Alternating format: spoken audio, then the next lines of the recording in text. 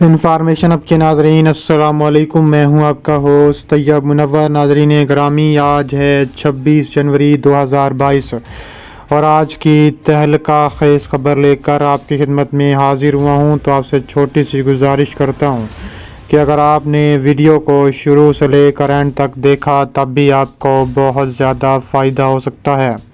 ناظرین گرامی، بھارت اور چین میں لداخ میں کانٹے کی ٹکر۔ چین کے 4 لاکھ فوجیوں نے انڈیا کے 65,000 کلومیٹر پر قبضہ جما لیا۔ چین کے YG-18 میزائلوں نے بھارت پر قیامت برپا کر دی۔ بیجنگ سے 3 لاکھ میزائلوں نے بھارت کو اڑا کر رکھ دیا۔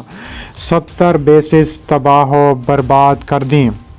ویڈیو کی تفصیلات میں آگے بڑھنے سے پہلے اگر آپ بھارت سے نفرت کرتے ہیں، چین سے محبت کرتے ہیں تو ہماری ویڈیو کو ایک لائک ضرور کریں۔ ہمارے چینل کو سبسکرائب کر کے بیل آئیکن پر ضرور کلک کر دیں۔ ناظرین گرامی، تہلکہ خیز خبر آپ کے سامنے رکھنے جا رہا ہوں کہ چین کے 4 لاکھ فوجیوں نے بھارت کے 65,000 کلومیٹر پر قبضہ جما لیا۔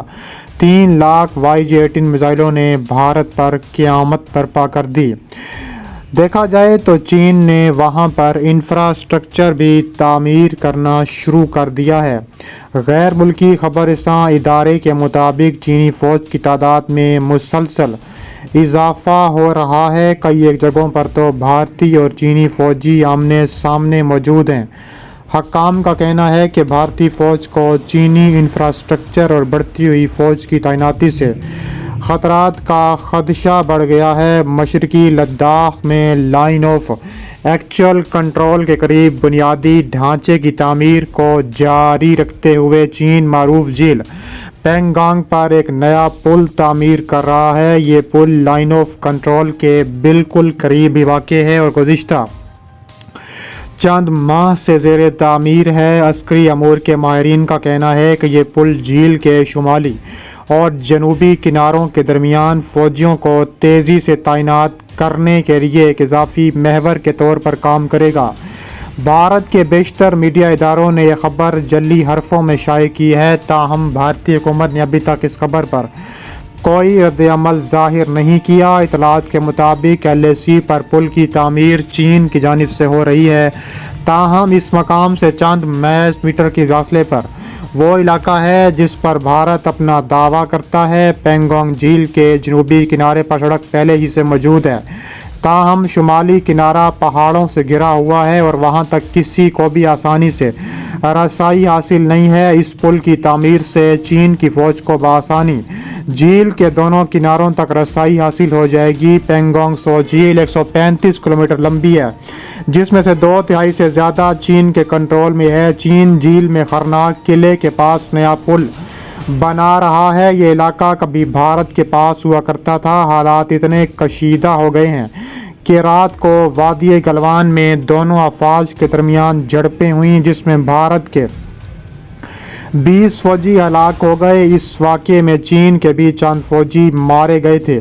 بعد میں فریقین کے درمیان کئی دور کی بات چیت کے بعد جھیل کا تنازع ختم ہو گیا تھا، تاہم فیصلے کے تحت اب بھارت کو صرف فنگر 2 تک ہی پیٹرولنگ کی اجازت ہے، جبکہ پہلے اسے فنگر 4 تک گشت کی اجازت تھی۔ خطے میں کشیدگی کے آغاز کے بعد سے دونوں ملکوں نے نہ صرف موجودہ بنیادی ڈھانچے کو بہتر بنانے کے لیے کام کیا، بلکہ پوری سرحد کے ساتھ نئی سڑکیں، پل، جنگی جہاز اتارنے، پروان بھرنے کے لیے ہوائی پٹیاں بھی تعمیر کیں۔ اس کے علاوہ خبر رسائی جاری PTI نے حکام کے حوالے سے بتایا ہے کہ انڈیا اور چین کی فوجیوں نے مشرقی لداخ کے پوسٹوں سمیت LAC کے پوسٹوں پر مٹھائیاں بھی تقسیم کی ہیں۔ گزشتہ سال مشرقی لداخ کے پینگانگ جھیل کے علاقے میں دونوں ملکوں کے فوجیوں کے درمیان پرتشدد تصادم ہوا تھا، جس کے بعد دونوں ملکوں نے آہستہ آہستہ ان علاقوں میں بڑی تعداد میں ہتھیار اور فوجی تعینات کر دیے تھے۔ انڈیا اور چین کی فوجوں کے درمیان جھڑپیں ہوئی تھیں، جس میں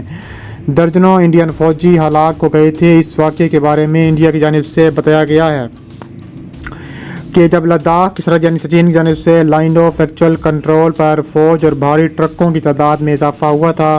بتایا گیا ہے کہ چینی فوج نے اس علاقے میں اپنے خیمے لگائے، خندقیں کھودیں، بھاری ساز و سامان اس علاقے میں کئی کلومیٹر اندر لے آئے، جسے انڈیا اپنا علاقہ سمجھتا رہا ہے۔ اس واقعے کے رد عمل میں انڈیا نے ہزاروں فوجی اور فوجی ساز و سامان لداخ روانہ کر دیا۔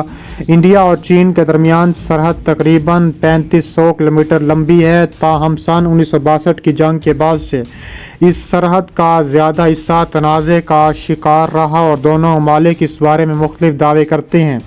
چین کی جانب سے وادی گلوان میں ہونے والی خون ریز جھڑپوں پر دیے گئے بیان کا جواب دیتے ہوئے بھارت کا کہنا ہے کہ انڈین فوج نے کبھی بھی لائن آف ایکچوئل کنٹرول کی خلاف ورزی کرنے کی کوشش نہیں کی۔ اس کے علاوہ انوراگ شریواستو کا کہنا ہے کہ وادی گلوان کے علاقے کے حوالے میں انڈیا کی پوزیشن تاریخی طور پر واضح ہے۔ لائن آف ایکچوئل کنٹرول پر چین کی طرف سے بہت سے دعوے کیے گئے ہیں جو کسی طور پر قابل قبول نہیں ہیں۔ یاد رہے کہ سنیچر کی صبح چینی وزارت خارجہ کے ترجمان لجیان ساؤ نے کہا تھا کہ گلوان میں جو کچھ ہوا اس کی ذمہ داری بھارت کی فوج ہے اور یہ کہ پوری گلوان وادی چین کے دائرہ اختیار میں ہے۔ انڈیا اور چین کی سرحد پر ہونے والی جھڑپوں میں بھارت کے درجنوں فوجی مارے گئے تھے، جن میں ایک کرنل بھی شامل تھا۔ اس بیان پر رد عمل دیتے ہوئے انڈین وزارت خارجہ کی جانب سے جاری کردہ ایک بیان میں کہا گیا ہے کہ انڈین فوج کو وادی گلوان سمیت انڈیا اور چین کے مابین لائن آف ایکچوئل کنٹرول سے ملکہ تمام علاقوں کی مکمل طور پر سمجھ بوجھ ہے اور انڈین فوج اس کا مکمل احترام کرتی ہے۔